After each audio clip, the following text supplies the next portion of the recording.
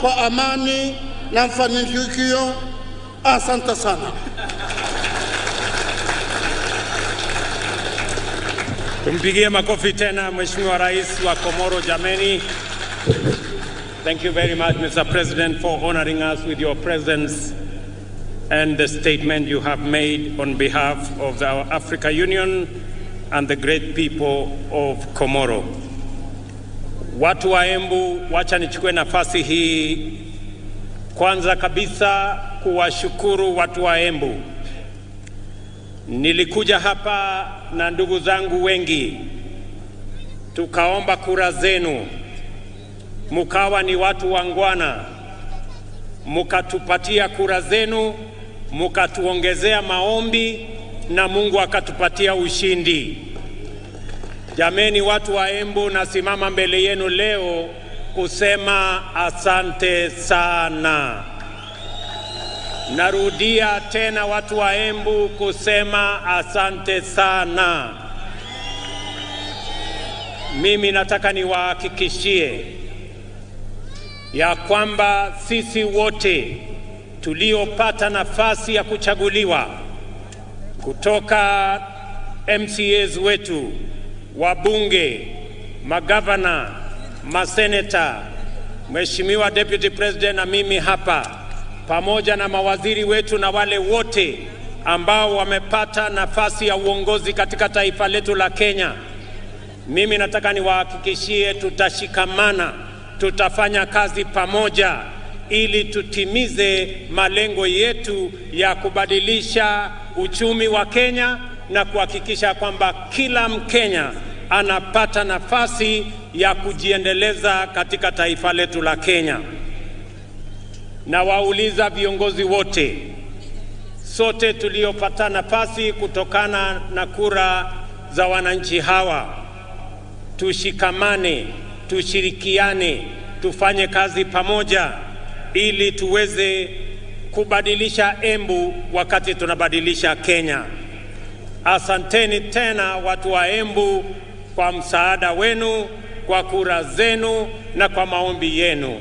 I want to say thank you very much to the great people of Embu County, as I thank all Kenyans who stepped forward to vote in the last election so that we, as the people of Kenya, can maintain our democratic credentials as a nation that is democratic, as a nation that is built on the firm foundation of multi-party democracy. And now it is our opportunity, all of us as leaders in government and in the opposition, to work together towards making our nation great. On this day, 60 years ago, Kenya formally gained its right of internal government, Madaraka, the mandate of majority African self-determination, was a major step forward. The emergence of this nation as a republic later that year.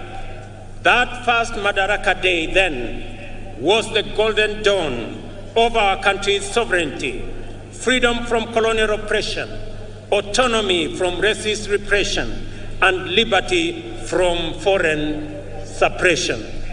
In fighting for our sovereignty, our noble freedom fighters had primarily waged a political struggle to liberate a people divided, humiliated, and impoverished under a predatory system whose institutions were vicious and extractive. So, although the freedom struggle was political and the first Madaraka Day represented political autonomy, every Kenyan African understood it to mean and to be the beginning of the hard and noble work of securing and enhancing social and economic freedom as well. For 6 decades now, the people of Kenya have worked hard with admirable diligence and unwavering determination to perfect the political freedom of their nation through sustained socio-economic progress. In this manner, Kenyans have reiterated their commitment to true freedom by complementing political freedom with freedom from want, freedom from suffering, freedom from ignorance, and freedom from indignity. Our forefathers' historic struggle to vindicate our God-given right of self-determination entailed tremendous sacrifice and immense determination against a colossal adversary. Ultimately, they triumphed. Similarly, our war against underdevelopment, poverty, unemployment, indignity, and vulnerability has been daunting. Yet, we have made steady progress year after year over 60 years of freedom.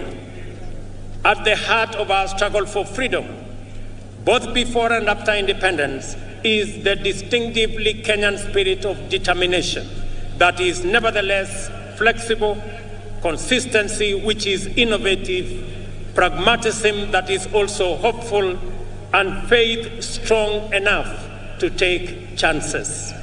The sacrifices required were inspired by a spirit that is truly unique, which transcends ordinary decision-making. We recognize that spirit even now. It lives in the heart of every Kenyan who wakes up early to give their best, try their luck, knock on doors, and chase their dreams. We see it every day when we see traders, artisans, farmers, and other workers braving the scorching sun and enduring cold rain in pursuit of livelihood. We also witness in teachers, nurses, police officers, extension officers, and technicians who go far from their comfort zone, often beyond the call of duty, to attend to Kenyans in their communities throughout all villages, all corners of our great republic. This noble ethic of willingness to struggle by working hard and embracing risk, and of determination to achieve positive change in great leaps as well as in little installments, has brought us far and will take us beyond the horizon of our destiny. Today, I join all Kenyans to celebrate our magnificent collective achievements and the spirit of brave endeavor which inspired them 60 years ago and sustain us today. This celebration speaks to the sustained effort we have invested in perfecting our national mandate of self-government. I will highlight the wonderful ways in which we have stewarded political freedom into democratic maturity, enhanced economic freedom by empowering enterprise, and expanded social freedom by securing dignity. We must never forget that until fairly recently, our country's politics was divisive, violence, do-or-die affair by which neighbors, colleagues, and even relatives were incited into hatred in the name of political competition.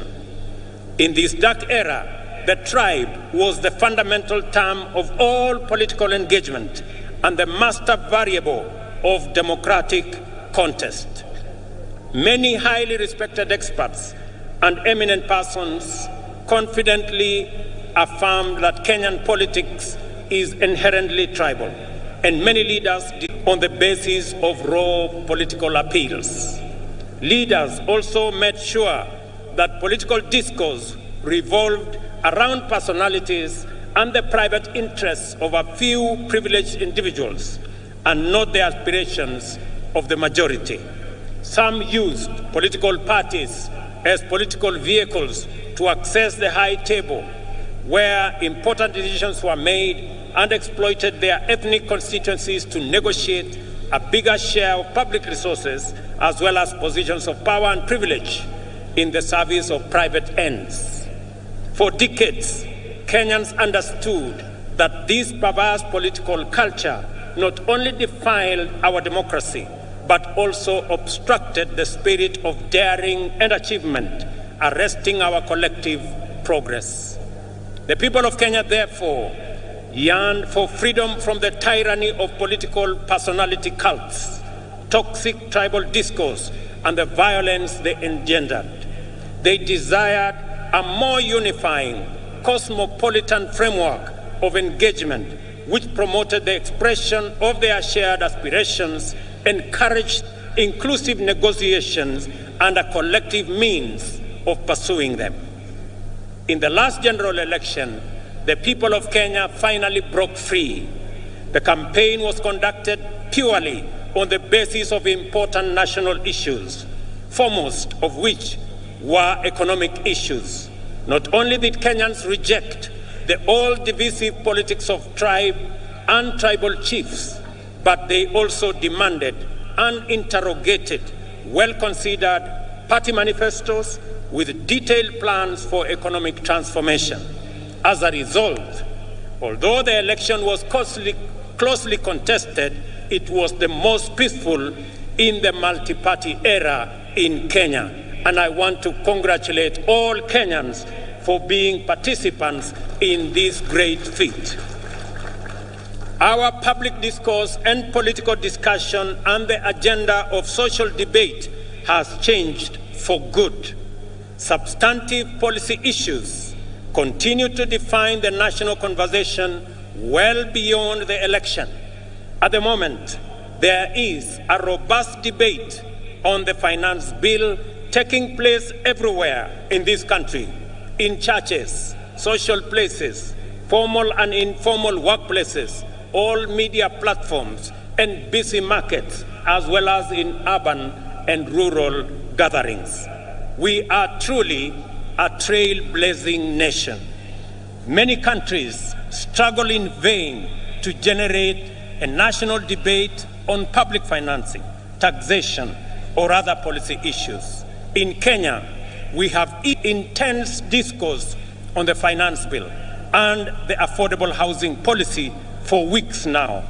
The debate has remained issue-oriented, and there is no hint of divisive ethnic rhetoric at all. The cost of living is keeping all leaders, including myself, awake, and this is precisely as it should be. Superficially, the intense national debate on housing is not about whether it is a tax or a contribution. The attention sharply focused on the housing contributions is an implicit expression of ownership. People desire better information and stronger assurance regarding the custody, security, investment, and return on their money. That is phenomenal. People are interested. How will their money be? Will it be safe? Will it be stolen? How is it going to benefit them? And how are they going to get a fair return for their contribution? I want to assure the people of Kenya that those questions will be answered. More encouragingly, the discourse on public finances and housing fund has opened our eyes to our emergence as a stakeholder republic. Kenyans today, more than ever, are fully involved citizens in shaping public policies and making institutions accountable in the manner in which they run national affairs. This is the vision of Madaraka expressed in the first article of our Constitution. All sovereign power belongs to the people of Kenya. We have crossed a fundamental decision, a decisive threshold in the history of our political freedom and democratic maturity. Today, Kenyans of this generation honor patriots who went before us in this celebration of a noble and historic achievement. Kenya also set a new high in election management by deploying a secure, freely accessible public portal which accurately and faithfully relayed vote tallies in the last election, enabling Kenyans and indeed anyone else, to compare and verify tallies and ascertain results. This enabled the IEBC to credibly declare and certify the winners of elections and to establish before court, in response to petition by the certified candidates, that the elections met the constitutional threshold as simple, accurate, verifiable, secure, accountable, and transparent. In fact, the openness and credibility of the 2022 election are affirmed by the fewer petitions filed, 124 petitions compared to 303 petitions in 2017. The economy was the most important issue on which the last election was canvassed. The people of Kenya, in their multitudes, made their voices heard, their ideas clear, and their desires known. From Busia to Banisa, Lokichogio to Lamu, Magadi to Moyale, Mandera to Migori, and everywhere in between, the people said they wanted to transform our economic system, democratize opportunity, enhance inclusion, and reduce exploitation. Instead of the traditional campaigning of confrontation, incitement, and division, the last campaign became a sustained national debate on the most pertinent economic issues: the millions of our unemployed youth, access to affordable credit, inclusive financing, promoting the robust expression of the legendary Kenyan hustling spirit through MSMEs, and the facilitation of individual enterprise by enhancing market power through collective interventions like the Chama and SACCO.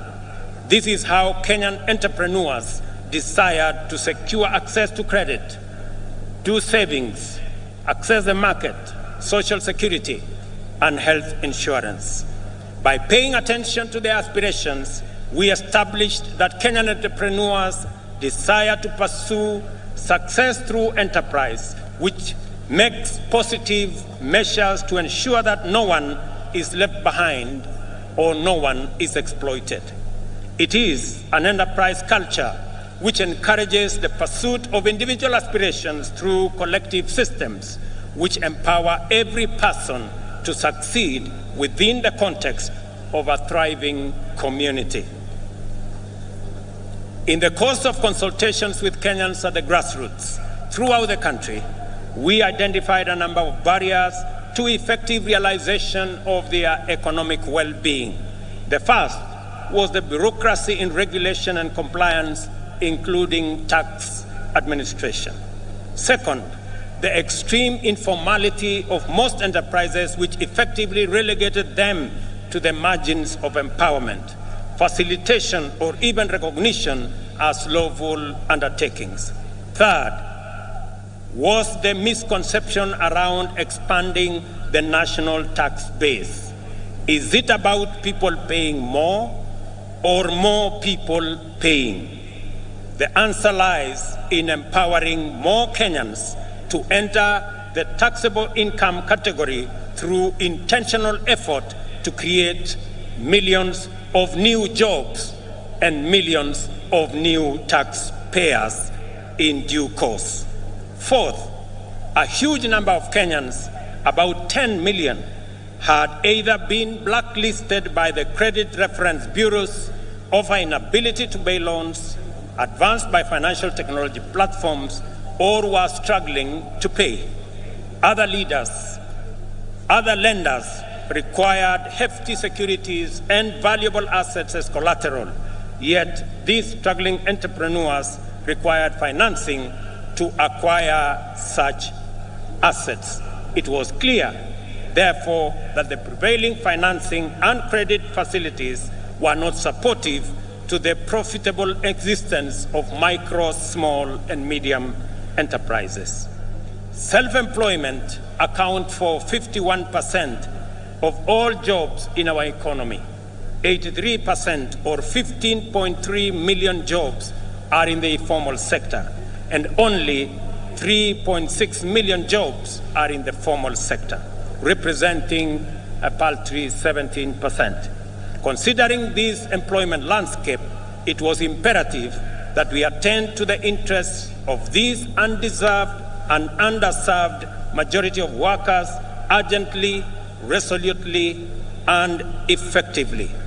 This engagement with business community inspired the creation of the Financial Inclusion Fund, or the Hustler Fund, to eliminate the financial cost, delay, and bureaucracy entailed in complying. The facility employs the latest fintech powered by Kenyan telecommunications corporations. The Hustler Fund also re-engineered the idea of collateral by deploying the borrower's credit score as effective security. Without a doubt, the Hustler Fund has been more than transformational. In fact, it is revolutionary.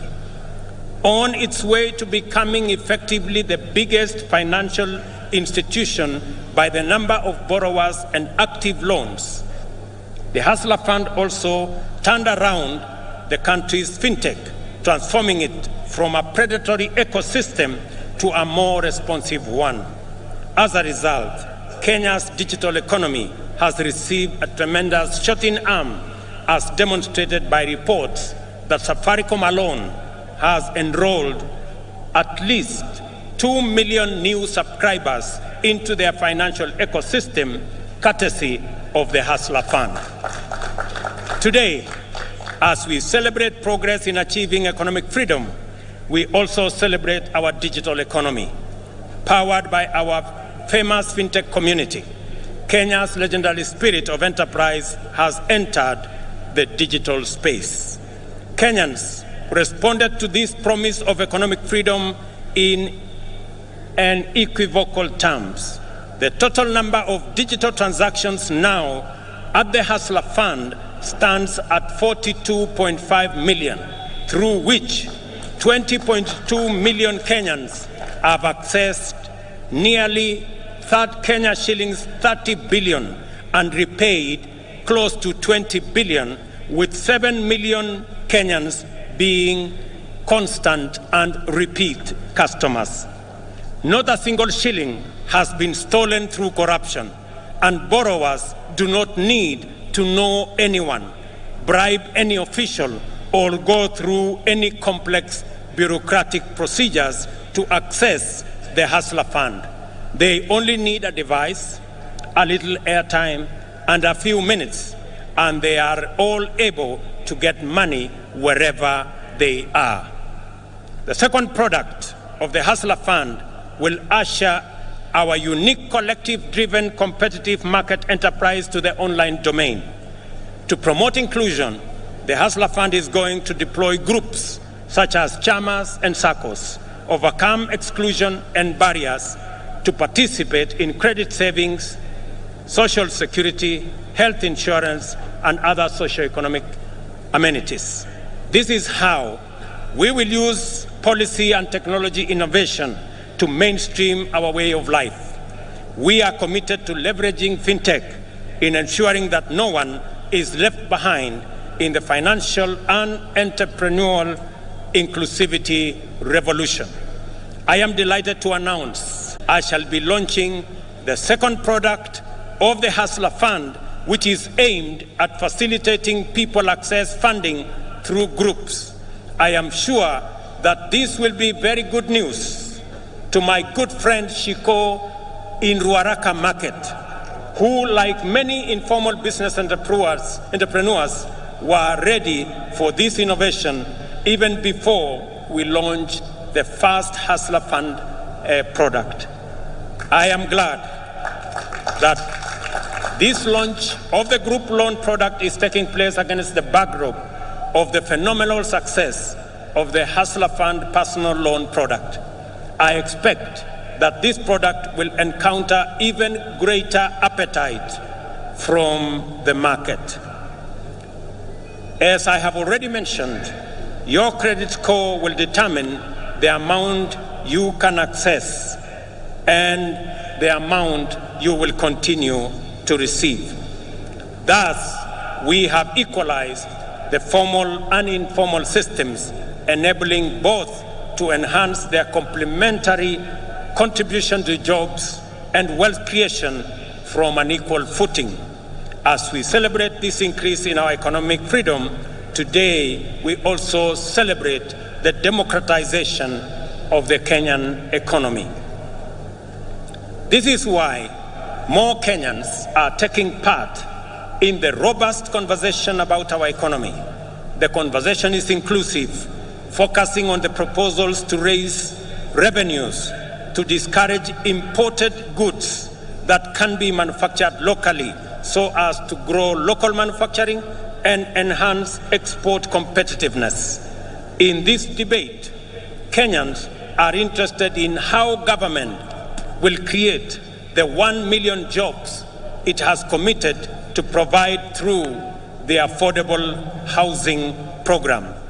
I know many people have questions about how and why are we having a conversation about housing in the Republic of Kenya. And progressively we are answering the how, we are answering the why, and we will answer every other question.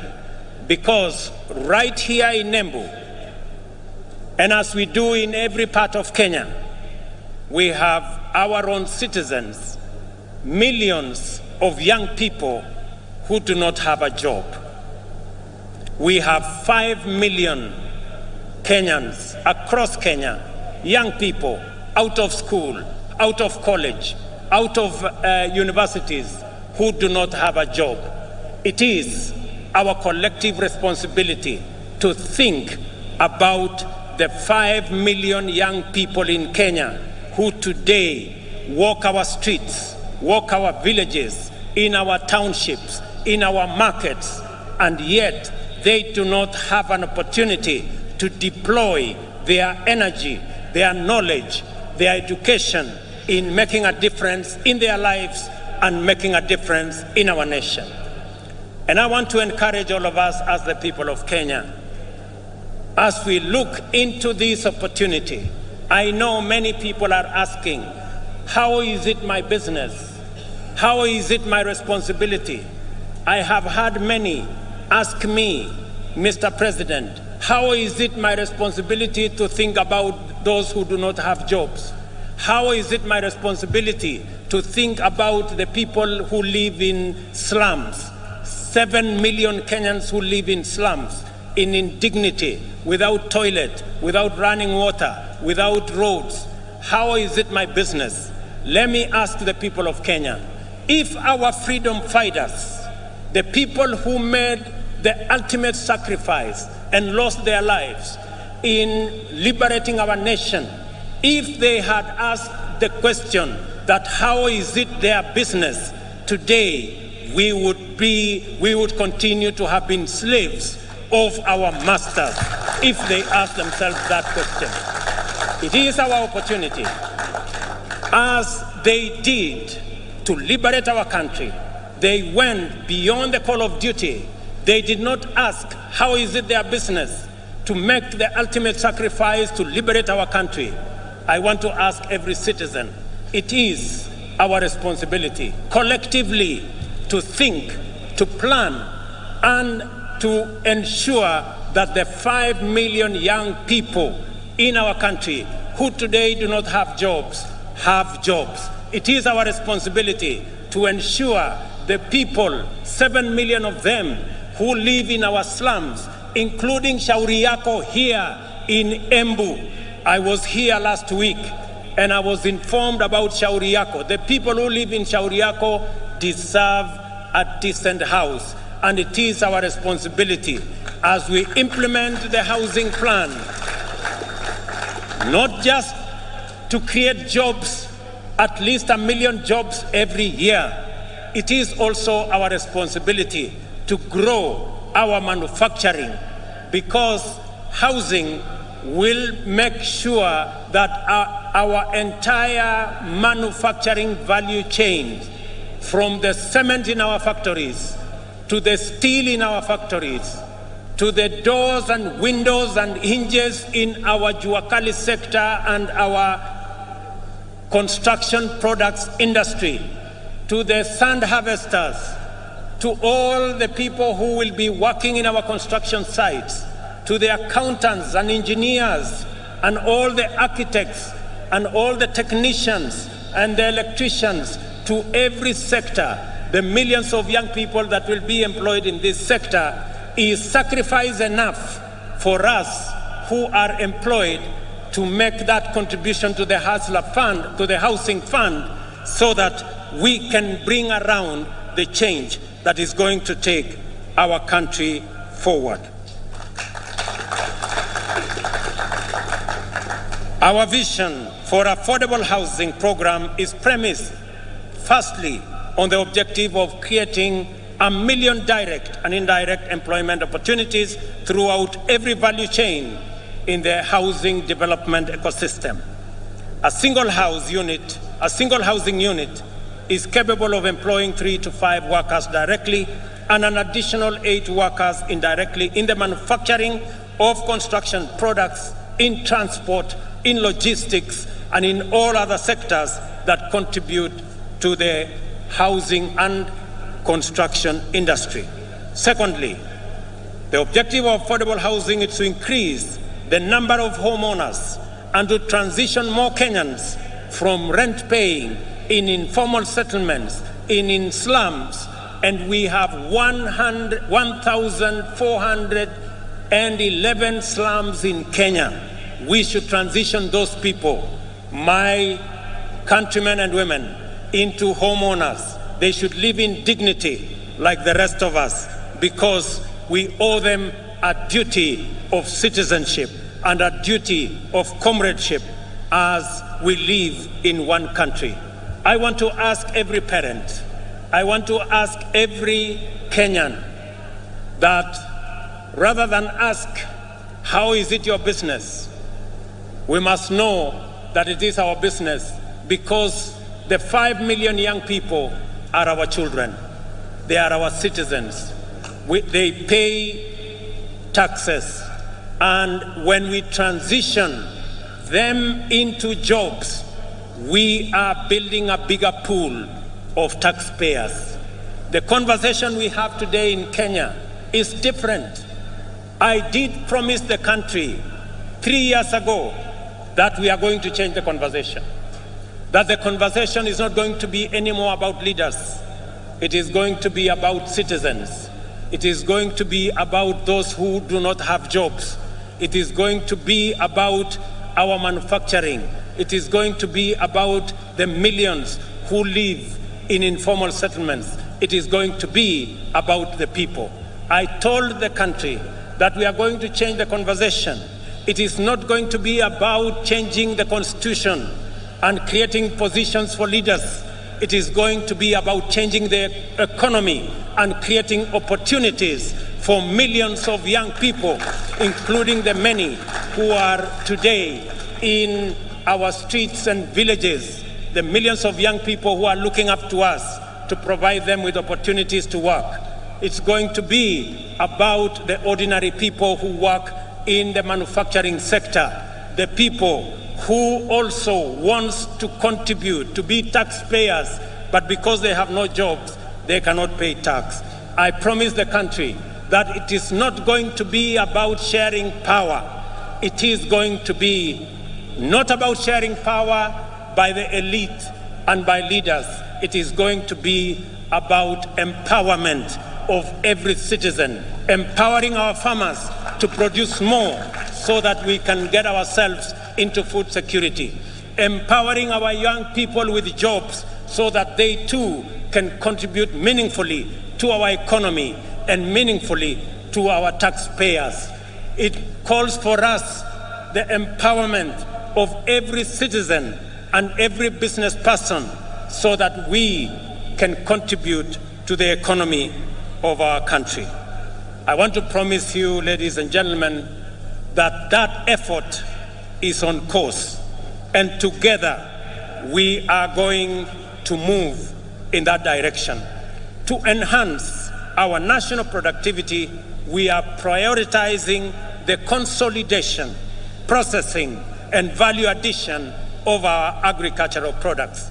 You just heard my dear sister, Governor of Embu, say, right here in Mashanga, we are going to build an aggregation and industrial park so that the people of Embu, and as we do it in Embu, we are doing it in every county in the Republic of Kenya.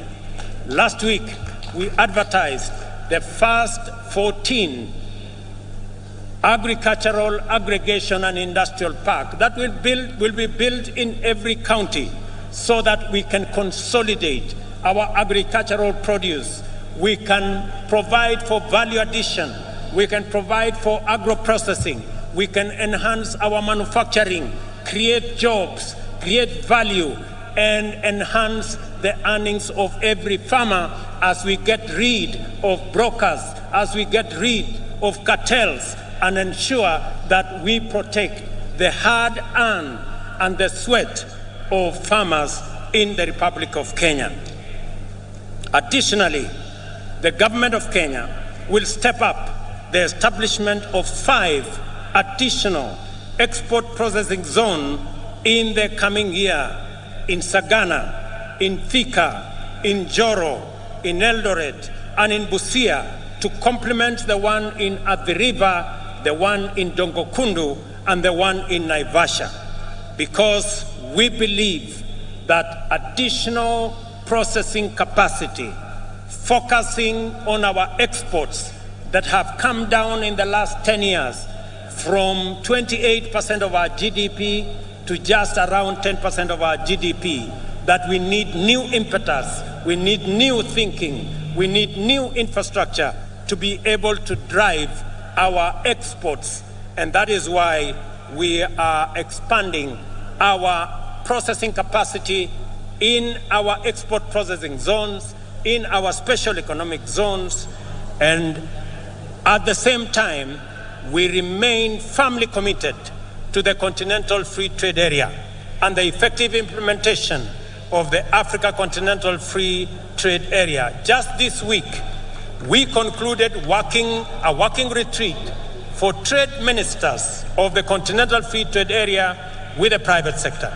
I am glad to welcome to this gathering the delegation that has been holding Africa private sector discussions in Nairobi, led by my brother, the President of Comoros, His Excellency Azali Assoumani, and one of the most foremost champions of the Africa Continental Free Trade Area.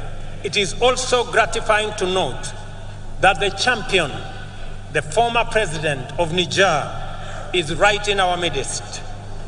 It's also gratifying to note that 11 trade ministers are here today from different countries in our continent.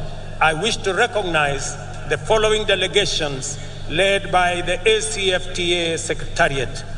Delegation from Komoro, are they here? Wasimame? The delegation from Komoro, thank you very much. The delegation from Niger, thank you very much. Delegation from Central Africa Republic, the delegation from Chad, thank you very much, they are there. The delegation from Namibia, the delegation from Djibouti, the delegation from Côte d'Ivoire, the delegation from Nigeria, the delegation from Botswana, the delegation from Ghana, and the delegation from Burkina Faso. A significant portion of household budgets, as we all know, goes to food, a major component of the cost of living. Understandably, there has been animated engagement on this subject after a prolonged drought which pushed the entire Horn of Africa region to the brink of famine. Widespread shortages of staple foods have driven food prices beyond the ability of many households to afford them. Enhancing food production is an intervention with multiple fundamental implications. It promotes access to affordable and adequate food and nutrition for the majority. It also increases food supply, lowers prices, and thus reduces the cost of living. Moreover, subsidizing food production increases jobs and productivity in the country's biggest employer, the agricultural sector. In keeping with our commitment in this critical sector, we have registered 5 million farmers nationwide. These farmers immediately became eligible to receive subsidized fertilizer, and those who stepped forward received their full fertilizer requirement, unlike in past seasons when the allocations were rationed. As a result of these measures, Kenyan farmers have been able to plant an extra 200,000 acres this year by using an additional 2 million kilos of seed beyond what was planted last year. As international petroleum prices continue to rise beyond reach, the cost of fuel locally rises steeply. Transport, as a component of household budget, is affecting the cost of living. We have to liberate Kenyans from the reliance on transport that depends on petroleum. For this reason, we are rolling out an electric vehicle public transport system which will bring down the cost of transport significantly.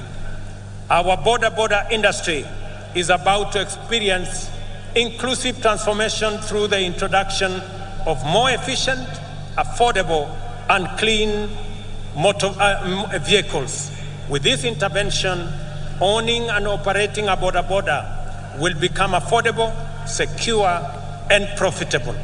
I am eager that this information reaches the seconder of my presidential nomination, Mr. Calvin Ochieng, who operates in Kilimani, so that he can escalate his hustle to the next level. I have some good news for my border friends. When I went around the country, they stepped forward and they told me they are victims of an exploitative financing system. I want to tell them, my good friends, I have some good news for you. We are developing, and by September this year, we will have a mechanism where you can get your border that does not need petrol, that will be run on electricity, one that is financed by not a predatory system, but one that respects the interests of those who purchase the borders. A healthy nation is liberated from human suffering and empowered to pursue their livelihoods and dreams without the hindrance and underperformance associated with ill health. A healthy nation is a happy nation. Freedom from disease is therefore a primary plank of our agenda to perfect self-government. We are committed to do affordably, inclusively, and in a manner that enables Kenyans to receive quality medical attention from the comfort of their homes. Towards this end, we are reforming the National Health Insurance Fund to meet the urgent needs of Kenyans at the bottom of the socio-economic structure by actualizing its purpose as a social medical insurance facility.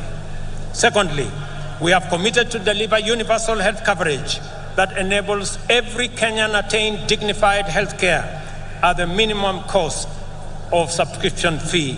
Thirdly, we have collaborated with county governments, whom we support wholeheartedly, and I want to commend all county governments for the exemplary work they are doing around health as a devolved function. We have collaborating with the county governments to recruit community health workers, promoters throughout the country. 100,000 of them will be recruited under this program, and this number will make every one promoter available for 100 households.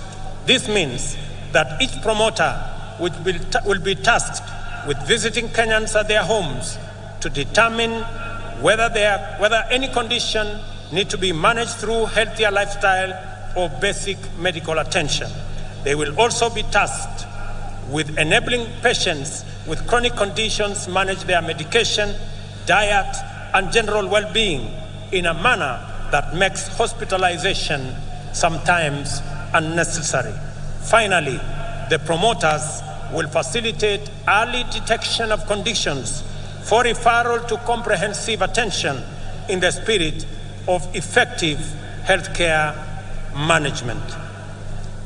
Ladies and gentlemen, the imperative of Madaraka mandates us to build a strong, democratic, prosperous nation through the successful pursuit of high productivity and competitiveness.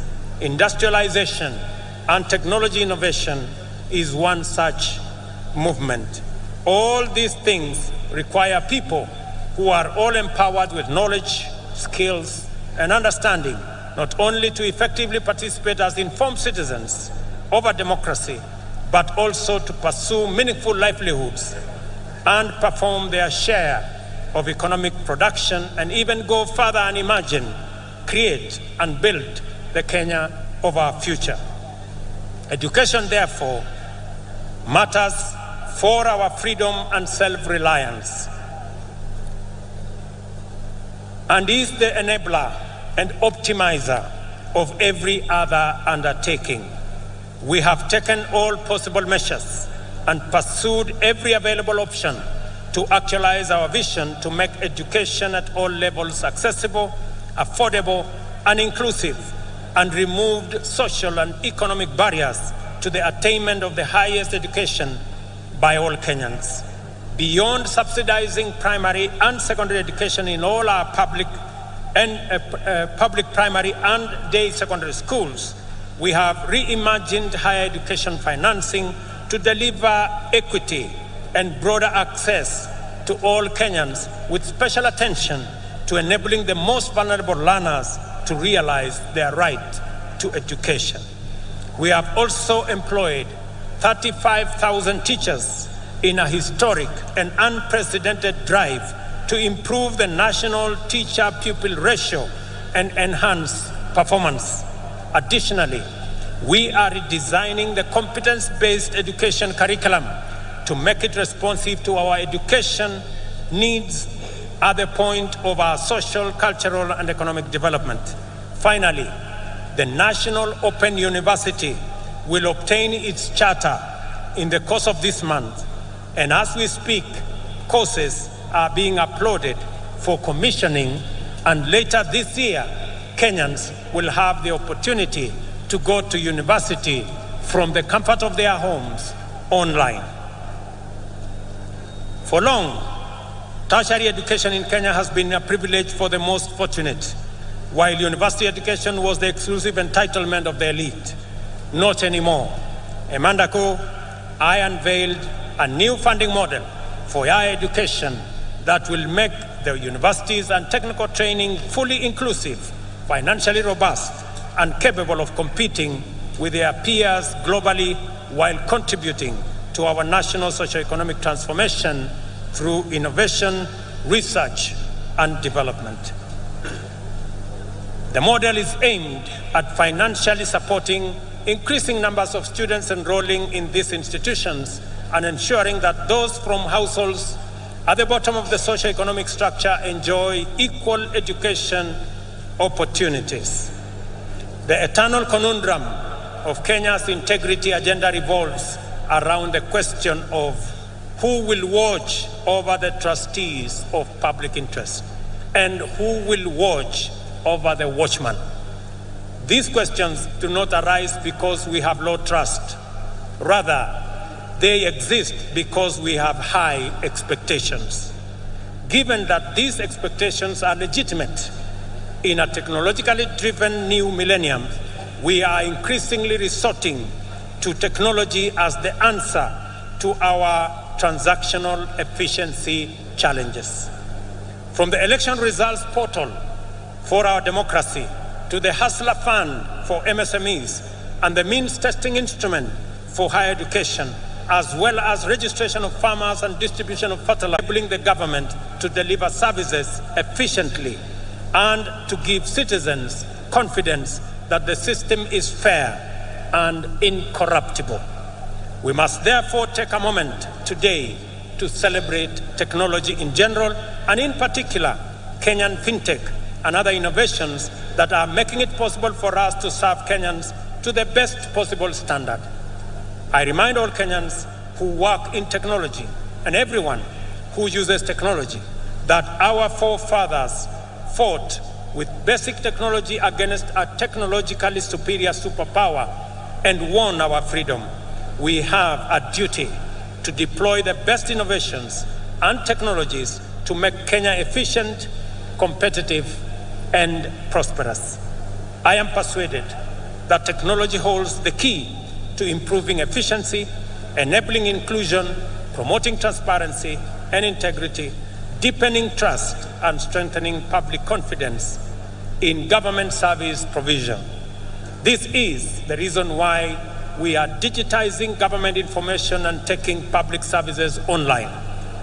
On this day, I invite all Kenyans to embrace the new era of e-governance, which empowers people everywhere, including the majority at the bottom of the economic structure, to access government services at their convenience through their mobile devices.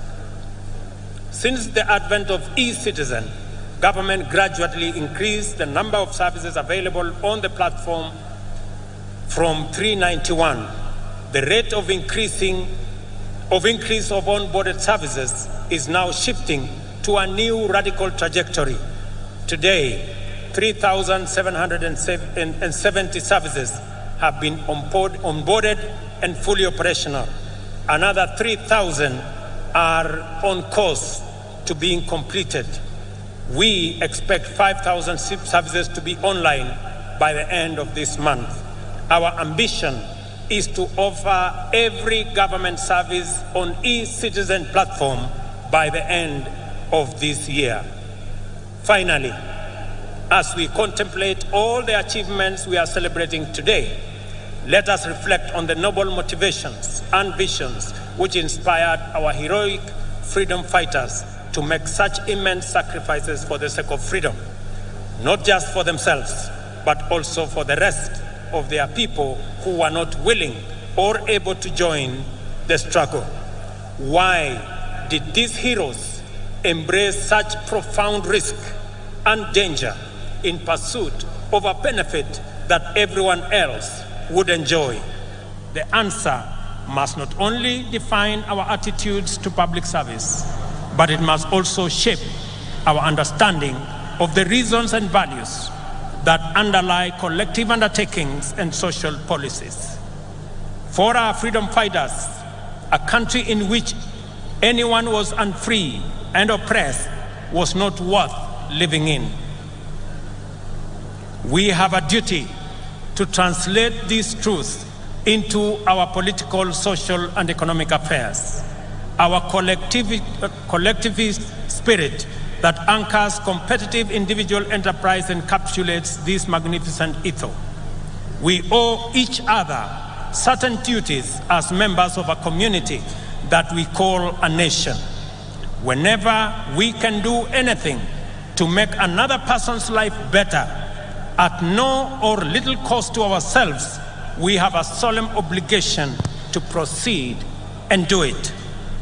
There is a fundamental level at which we are morally obligated to think about our duties to the unemployed youth, vulnerable communities struggling in slums, and other people at risk of exclusion. Their struggle for dignity as human beings appeals to our duty of moral consideration. Their complicated pursuit of livelihood can potentially complicate our stable prospects. No human is an island. In community lies power, and to unlock that power, we must attend to our values and perform our obligations. That is why freedom fighters consider the inherent morality of their cause to be sufficient reward. For example, those of us who are earning Kenya shillings 200,000 monthly will pay only 2,500 to build a fund that will help create millions of jobs for millions of our young people and bring a meal on the tables of many hustlers. This is a worthwhile contribution to make for the greater good of our nation, as indeed the freedom fighters who came before us did. As we continue to make progress in our pursuit of the transformation of our economy from the bottom going up, we must remain vigilant that no one is left behind and no resources are lost to waste and corruption. Public servants must ensure that public resources must be utilized solely and exclusively for purposes that serve the interests of all our people. I have made a personal commitment to use all instruments and authority at my disposal to curb waste and eliminate theft. I will not permit greed, lawlessness, or impunity. Ladies and gentlemen, it is our collective duty, sisi wote kama Wakenya.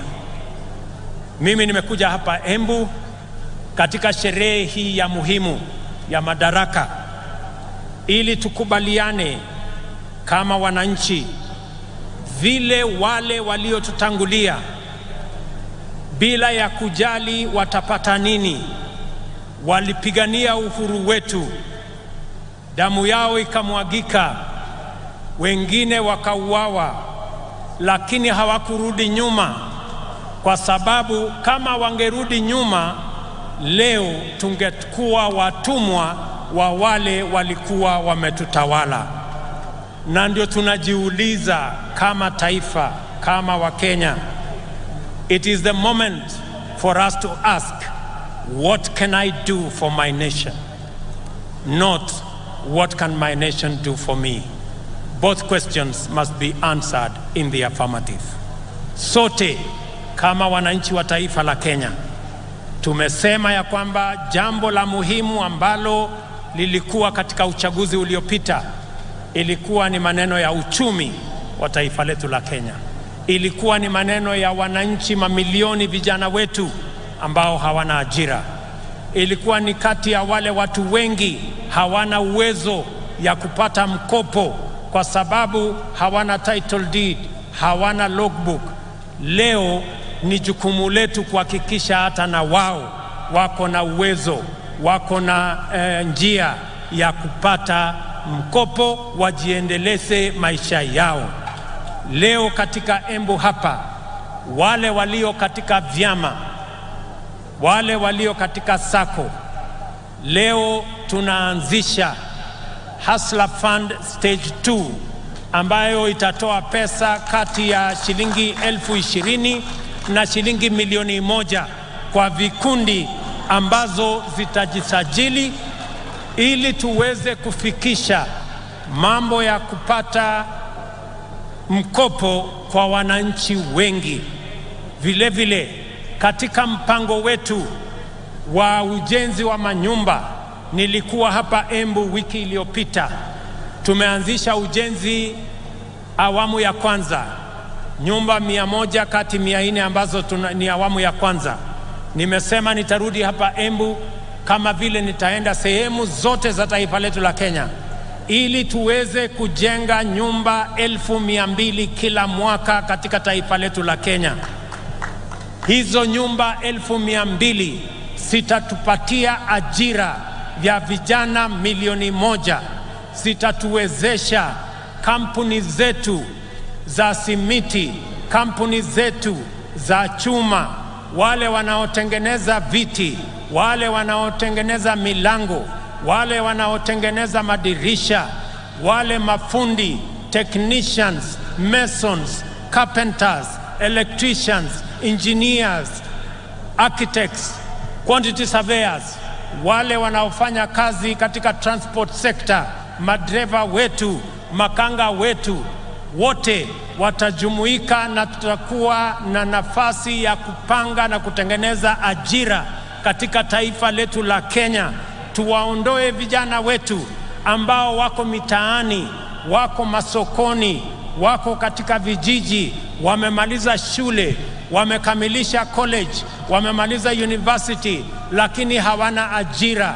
Ni jukumu letu kama taifa kupanga ili vijana milioni 5 wasiokuwa na ajira katika taifa letu la Kenya, na wanaongezeka 1,800 kila mwaka, tuwapangie ajira, wajisimamie na watusaidie kuendesha taifa letu, na pia wao wachangie katika kulipa ushuru, tuweze kujiondoa kama taifa kwa madeni na tujisimamie kama taifa letu la Kenya. Na wauliza Wakenya wote, jameni, bila ya kuulizwa maswali ya kwamba mbona ni jukumu langu vipi, tujue ya kwamba wale watoto ambao wanahangaika madukani, barabarani, vijijini, hawa vijana ni watoto wetu. Hawa vijana na Wakenya wenzetu. Tujiulize vile vile, wale Wakenya wanaishi katika vitongoji duni, zaidi ya Wakenya milioni 7. Jameni, tuwaokoe pia, hata na wao wanafaa kuwa na makao ya kutosha, makao ambayo inawapatia heshima, na ni jukumu letu sisi zote kama taifa moja, taifa la Kenya. Mimi nawashukuru sana. Mimi nimefurahi kwamba leo katika Kenya mjadala sio ya kabila hii na kabila ile. Mjadala ni moja, ni vipi tutahakikisha ya kwamba watoto wetu wanapata ajira. Mjadala ni vipi kampuni zetu za manufacturing zitaendelea mbele. Ni vipi tutakuwa na mpango wa kila Mkenya kupata mkopo. Ni vipi tutasaidia wakulima wetu watuzalishie chakula, tuondoe aibu ya njaa. That is the conversation of our lifetime, and that is a positive conversation in the Republic of Kenya. Mimi nawashukuru sana kwa kutukaribisha hapa Embu. Nimefurahi sana watu wa Embu.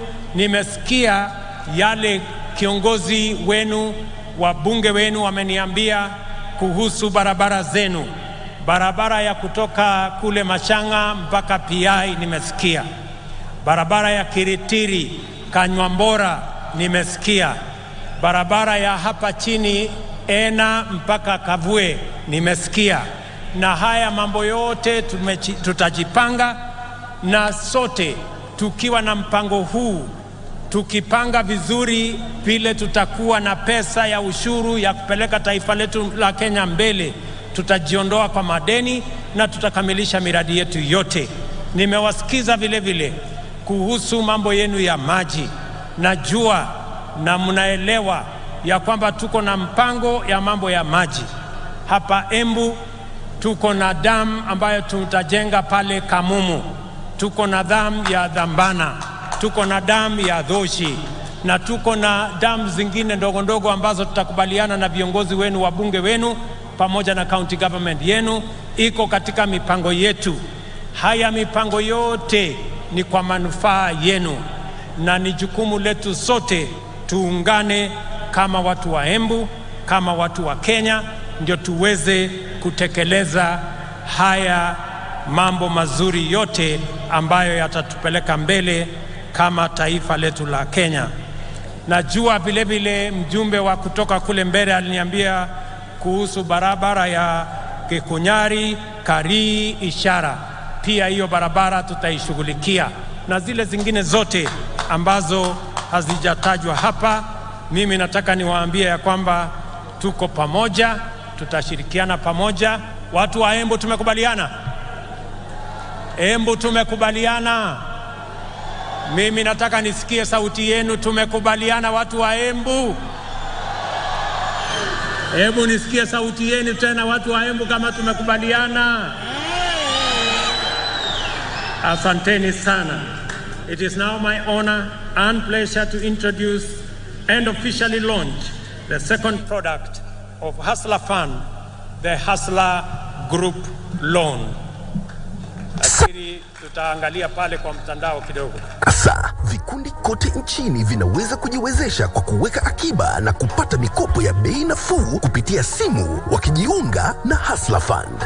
Kupitia mradi huu wa serikali, vikundi vya watu 10 na zaidi vinaweza kupata mikopo kwa urahisi kwa ajili ya kutimiza mahitaji yao na ya kibiashara. Kikundi kitapokea mkopo wa Hustler Fund moja kwa moja kwenye simu ya aina yoyote popote alipo bila kujaza fomu au kutozwa dhamana. Maelezo ya credit score yatatumwa kwa wanachama wote. Vikundi vinaweza pata kiwango chochote cha pesa hadi milioni 1 kwa riba ya 7% kwa mwaka. Kila mwanachama atachangia kwa credit score. Kwa hivyo, mlipaji mwema ni wa dhamana kubwa kwenye kikundi. Kila wanapolipa haraka, kiwango cha mkopo cha kikundi kinaongezwa. Kusajili kikundi chenyu kwa Hustler Fund, mwenyekiti anafaa kubonyeza *254#. Chagua Hustler Groups. Bonyeza 1 kuchagua kikundi chake na akubali masharti ili aweze kupata mikopo na kuwatumia wanachama wenzake. Hustler Fund, jiinue, jiendeleze. Asante sana. Tunashukuru sana. Thank you very much. God bless you, the great people of Embu. God bless our great Republic of Kenya. Asanteni sana watu wa Embu.